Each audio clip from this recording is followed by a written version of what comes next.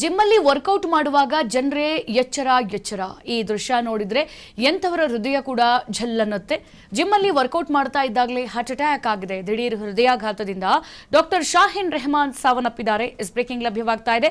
ಅಸ್ಸಾಂನ ಜಿಮ್ ಒಂದರ ಸಿಸಿಟಿವಿಯಲ್ಲಿ ಭೀಕರ ದೃಶ್ಯ ಸೆರೆಯಾಗಿದೆ.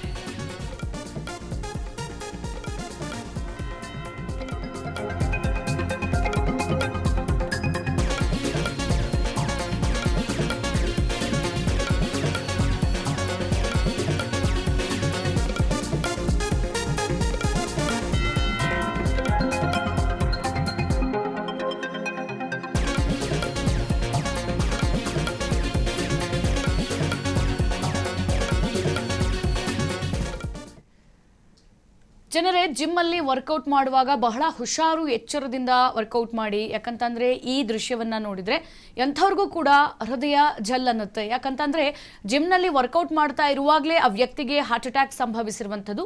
ಸದ್ಯ ದಿಢೀರ್ ಹೃದಯಾಘಾತದಿಂದ ಡಾಕ್ಟರ್ ಶಾಹಿನ್ ರೆಹಮಾನ್ ಎಂಬ ವ್ಯಕ್ತಿ ಸಾವನ್ನಪ್ಪಿದ್ದಾರೆ. ಅಸ್ಸಾಂನ ಜಿಮ್ ಒಂದರ ಸಿಸಿಟಿವಿ ದೃಶ್ಯ ಭೀಕರ ಸೆರೆಯಾಗಿರುವಂಥದ್ದು. ನೋಡಿ, ಇಲ್ಲಿ ಡಾಕ್ಟರ್ ಶಾಹಿನ್ ನಿನ್ನೆ ಸಂಜೆ ಎಂದಿನಂತೆ ಜಿಮ್ಗೆ ಆಗಮಿಸಿದ್ರು. ಈ ಸಂದರ್ಭದಲ್ಲಿ ಮೊಣಕಾಲುಗಳ ಮೇಲೆ ವ್ಯಾಯಾಮ ಮಾಡ್ತಾ ಇರ್ತಾರೆ. ಇದ್ದಕ್ಕಿದ್ದಂತೆ ಮುಖ ಕೆಳಗೆ ಬಿದ್ದು ಸಾವನ್ನಪ್ಪಿದ್ದಾರೆ. ಅಂದ್ರೆ ಹಾರ್ಟ್ ಅಟ್ಯಾಕ್, ಕಾರ್ಡಿಯಾಕ್ ಅರೆಸ್ಟ್ ಆಗಿರುವಂಥದ್ದು. ಈ ಇಡೀ ಘಟನೆ ಜಿಮ್ನಲ್ಲಿ ಸಿಸಿಟಿವಿ ಕ್ಯಾಮೆರಾದಲ್ಲಿ ಸರಿಯಾಗಿದೆ. ಸದ್ಯ ಈ ಸಾವಿನ ದೃಶ್ಯ ಕಂಡು ಅವರ ಸ್ನೇಹಿತರು ಎಲ್ಲರೂ ಕೂಡ ಬೆಚ್ಚಿ ಬಿದ್ದಿರುವಂಥದ್ದು. ನೋಡಿ, ಈಗಿನ ಸಿಚುವೇಶನ್ ನಲ್ಲಿ, ಈಗಿನ ಸ್ಟ್ರೆಸ್, ಈಗಿನ ಈ ಒಂದು ಹೆಕ್ಟಿಕ್ ಲೈಫಲ್ಲಿ ಜಿಮ್ ಎಲ್ರಿಗೂ ಕೂಡ ಸೆಟ್ ಆಗುತ್ತೆ ಅಂತ ಹೇಳೋಕ್ಕಾಗಲ್ಲ. ಸೊ ಜಿಮ್ಗೆ ಹೋದವರು ಮನಸ್ಸಲ್ಲಿ ಸ್ಟ್ರೆಸ್ ಇಟ್ಕೊಂಡು, ಮೈಂಡಲ್ಲಿ ಸ್ಟ್ರೆಸ್ ಇಟ್ಕೊಂಡು ಓವರ್ ವೆಯ್ಟ್ ಅನ್ನ ನಾವು ಲಿಫ್ಟ್ ಮಾಡ್ತೀವಿ, ಜಿಮ್ ಮಾಡ್ತೀವಿ ಅಂತ ಅಂದ್ರೆ ಅದು ಸಾಧ್ಯನೇ ಇಲ್ಲ. ಯಾಕಂತಂದ್ರೆ ಈಗ ಒಂದು ಕಡೆ ಸ್ಟ್ರೆಸ್ ಯೋಚನೆ ಮಾಡ್ತಾ ಎಷ್ಟು ವೆಯ್ಟ್ ನೀವು ಲಿಫ್ಟ್ ಮಾಡ್ತಾ ಇದ್ದೀರಾ, ಏನ್ ಮಾಡ್ತಿದ್ದೀರಾ ಅನ್ನುವಂಥದ್ದು ಯಾವ ಯೋಚನೆಗೂ ಬರದೆ ಆ ಸಂದರ್ಭದಲ್ಲಿ ಕಾರ್ಡಿಯಾಕ್ ಅರೆಸ್ಟ್ ಆಗುವಂತಹ ಸಾಧ್ಯತೆ ಹೆಚ್ಚಾಗಿರುತ್ತೆ.